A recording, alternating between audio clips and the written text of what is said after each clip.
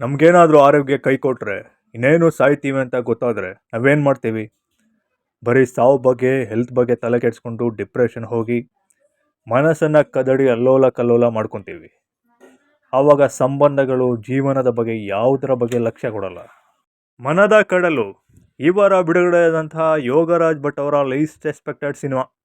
ಇತ್ತೀಚೆಗೆ ರಿಲೀಸ್ ಆದಂತಹ ಭಟ್ಟರ ಎಲ್ಲ ಸಿನಿಮಾಗಳು ಬೇಜಾರು ತರಿಸಿದ್ವು. ಭಟ್ಟರ ತಲೆ ಇನ್ನೇನು ಖಾಲಿ ಆಯಿತು, ಕತೆ ಮುಗೀತು ಅನ್ನೋಷ್ಟರಲ್ಲಿ ಒಂದು ಒಳ್ಳೆ ಟ್ರೇಲರ್ ಬಿಟ್ಟು ಒಂದಿಷ್ಟು ಎಕ್ಸ್ಪೆಕ್ಟೇಷನ್ ಕ್ರಿಯೇಟ್ ಮಾಡಿದರು. ಈ ಸಿನಿಮಾ ಚೆನ್ನಾಗಿದೆಯಾ, ಮತ್ತೆ ಭಟ್ರು ಹಳೆ ಟ್ರ್ಯಾಕಿಗೆ ಬಂದ್ರಾ ಇಲ್ವಾ ನೋಡೋಣ. ಕತೆಗೆ ಬರೋ ಮುಂಚೆ ಯಾರೆಲ್ಲ ಸಬ್ಸ್ಕ್ರೈಬ್ ಮಾಡಿಲ್ಲ ದಯವಿಟ್ಟು ಸಬ್ಸ್ಕ್ರೈಬ್ ಮಾಡಿ. ಸುಮುಖ ಒಬ್ಬ ವೆಲ್ ಸೆಟಲ್ಡ್ ಡಾಕ್ಟರ್ ಮಗ. ತಾನು ಡಾಕ್ಟರ್ ಆಗಬೇಕಂತ MBBS ಸ್ಟಡಿ ಮಾಡ್ತಾ ಇರ್ತಾನೆ. ತನ್ನ ಕಾಲೇಜ್ ಲ್ಯಾಬ್ನಲ್ಲೇ ಒಬ್ಬ ವ್ಯಕ್ತಿಗೆ ಹಾರ್ಟ್ ಅಟ್ಯಾಕ್ ಆದರೂ ಅಷ್ಟು ಜನ ಡಾಕ್ಟರ್ ಸ್ಟೂಡೆಂಟ್ಸ್ ಇದ್ದರೂ ಕೂಡ ಅವನ್ನ ಉಳಿಸ್ಕೊಳ್ಳೋಕ್ಕಾಗಲ್ಲ. ಈ ಒಂದು ಸಿಟ್ಟಲ್ಲಿ ಅವನಿಗೆ ಡಾಕ್ಟರ್ ವೃತ್ತಿ ಬಗ್ಗೆ ಬೇಜಾರು ಬರುತ್ತೆ. ಸೊ ಅದರಿಂದ ಅವನು ಅರ್ಧಕ್ಕೆ ಒಂದು MBBS ಕೋರ್ಸ್ನ ಡಿಸ್ಕಂಟಿನ್ಯೂ ಮಾಡ್ತಾನೆ. ಇವನು ಕಾಲೇಜ್ ಬಿಟ್ಟು ಟ್ರಾವೆಲಿಂಗ್ ಕ್ಲೈಂಬಿಂಗ್ ಅಂತ ಓಡಾಡ್ಕೊಂಡಿರ್ಬೇಕಾದ್ರೆ ರಾಸಿಕಾ ಅಂತ ಹುಡುಗಿ ಸಿಗ್ತಾಳೆ. ಇವನಿಗೆ ಅವಳ ಮೇಲೆ ಹೆವಿ ಲವ್ ಆಗುತ್ತೆ. ಅವಳಿಗೆ ಕ್ರಿಕೆಟರ್ ಆಗಬೇಕನ್ನೋ ಆಸೆ. ಆದರೆ ಅವಳಿಗೆ ಒಂದು ನ್ಯೂರೋ ಮಸ್ಕ್ಯುಲರ್ ಡಿಸೀಸ್ ಅನ್ನೋ ಕಾಯಿಲೆ ಇರುತ್ತೆ. ಈ ಒಂದು ಕಾಯಿಲೆ ಇಂಗ್ಲೆಂಡ್ನ ಸೈಂಟಿಸ್ಟ್ ಸ್ಟೀಫನ್ ಹಾಕಿಂಗ್ ಕೂಡ ಇತ್ತು. ಇದೇ ಕಾಯಿಲೆ ರಾಸಿಕಾಗಿರುತ್ತೆ.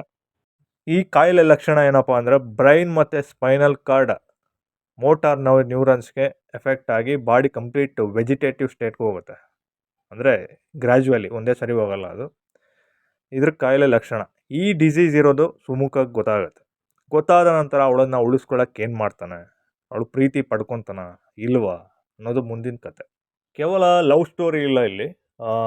ಒಂದು ಟ್ರ್ಯಾಂಗಲ್ ಲವ್ ಸ್ಟೋರಿ ಜೊತೆಗೆ ಒಂದು ಸಾವು ಮತ್ತು ಬದುಕಿನ ಬಗ್ಗೆ ಒಂದು ಫಿಲಾಸಫಿ ಇದೆ. ಸಿನಿಮಾದ ಸ್ಟಾರ್ಟಿಂಗ್ 10-15 ನಿಮಿಷ ಸೀನ್ಸ್ ಪಟಾಪಟ ಅಂತ ಹೋಗ್ತವೆ. ಏನಾಗ್ತಾ ಇದೆ ಅನ್ನೋಷ್ಟರಲ್ಲಿ ಹೀರೋಗೆ ಲವ್ ಆಗುತ್ತೆ. ಲವ್ ಆದಮೇಲೆ ಅಲ್ಲಿಂದ ಕತೆ ಸ್ವಲ್ಪ ಸೆಟ್ಲ್ ಆಗುತ್ತೆ. ಆ್ಯಸ್ ಯೂಶ್ವಲ್ ಭಟ್ಟರ ಎಲ್ಲ ಸಿನಿಮಾದ ಕತೆ ಹೀರೋ ಕ್ಯಾರೆಕ್ಟರ್ ಥರ ಇಲ್ಲೂ ಹೀರೋ ಪಟಾಪಟ ಅಂತ ಮಾತಾಡ್ತಾನೆ, ಸ್ವಲ್ಪ ಸೋಂಬೇರಿ, ತಲೆ ಬುಡ ಇಲ್ದಂಗೆ ಒದರುತ್ತಾನೆ ಡೈಲಾಗ್ಸ್ಗಳನ್ನು, ಮತ್ತು ಒಂದಿಷ್ಟು ಫಿಲಾಸಫಿ ಜೊತೆಗೆ ಒಂದಿಷ್ಟು ತಮಾಷೆ. ಡೈಲಾಗ್ಸ್ ಎಲ್ಲ ತುಂಬ ಚೆನ್ನಾಗಿದ್ದಾವೆ. ಆದರೆ ಸಿನಿಮಾದ ಪಾಸಿಟಿವ್ ಮತ್ತು ನೆಗೆಟಿವ್ ಎರಡೂ ಕೂಡ ಡೈಲಾಗ್ಸ್ ಅಂತಲೇ ಹೇಳ್ಬೋದು. ಯಾಕೆಂದರೆ ಸಿನಿಮಾದಲ್ಲಿ ಕತೆಗಿಂತ ಹೆಚ್ಚಾಗಿ ಡೈಲಾಗ್ಸ್ ಮೇಲೆ ಫೋಕಸ್ ಮಾಡಿದ್ದಾರೆ. ಸ್ಟಾರ್ಟಿಂಗ್ ಹೀರೋ ಕಾಲೇಜ್ ಬಿಡೋ ಸೀನ್ ಏನಿದೆ ಅದೊಂದಿಷ್ಟು ಅಷ್ಟೊಂದು ಕನ್ವಿನ್ಸಿಂಗ್ ಆಗಿಲ್ಲ ಅಂತ ನನಗನ್ನಿಸ್ತು ಪರ್ಸ್ನಲಾಗಿ. ಯಾಕಂದರೆ ಒಬ್ಬ ಡಾಕ್ಟ್ರಾಗಿ ಅವನಿಗೆ ಹಾರ್ಟ್ ಅಟ್ಯಾಕ್ ಒಬ್ಬ ವ್ಯಕ್ತಿ ಸತ್ತೋಗಿದ್ದಾನೆ ಅಂದರೆ ಅವನಿಗೆ ಅದು ನ್ಯಾಚುರಲ್ ಅದು. ಯಾಕಂದರೆ ಯಾವುದು ಕೂಡ ಡಾಕ್ಟ್ರ್ ಕೈಲಿರಲ್ಲ ಅದು. ಅವರಪ್ಪ ಕೂಡ ಡಾಕ್ಟರ್ ಆಗಿರೋದ್ರಿಂದ ಅವರಪ್ಪ ಕನ್ವಿನ್ಸ್ ಮಾಡ್ಬೋದಿತ್ತು ಇದು ನ್ಯಾಚುರಲ್ ಅಪ್ಪ ಅಂತ.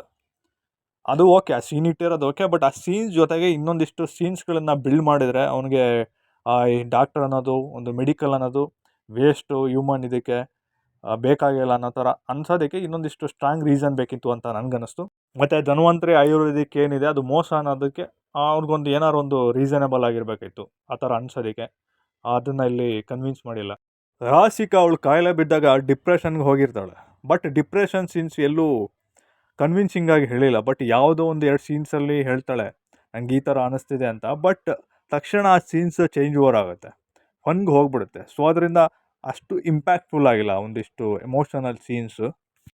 ಸೀರಿಯಸ್ ಆಗಿ ಹೇಳಬೇಕಾಗಿಂತ ಕೆಲವು ವಿಷಯಗಳನ್ನು ಫನ್ ಮಾಡಿದ್ದಾರೆ, ಕಾಮಿಡಿ ಥರ ತೋರಿಸಿದ್ದಾರೆ. ಅದು ಓಕೆ, ಕಾಮಿಡಿ ಎಷ್ಟು ಇರಬೇಕಿತ್ತೋ ಅಷ್ಟು ಇಟ್ಟು ಕೆಲವನ್ನ ಸೀರಿಯಸ್ ಆಗಿ ಹೇಳಬೇಕಿತ್ತು. ಯಾಕಂದರೆ ಫಸ್ಟಿಂದ ಲಾಸ್ಟ್ ತನಕನೂ ಒಂದು ವಿಷಯನ ಕೇರ್ಲೆಸ್ ಆಗಿ ನೋಡಿ ತೋರಿಸಿ ಸಡನ್ಲಿ ಲಾಸ್ಟಲ್ಲಿ ಅದನ್ನು ಸೀರಿಯಸ್ ಆಗಿ ತೋರಿಸಿದ್ರೆ ಅದು ಅಷ್ಟೊಂದು ಇಂಪ್ಯಾಕ್ಟ್ ಆಗಲ್ಲ.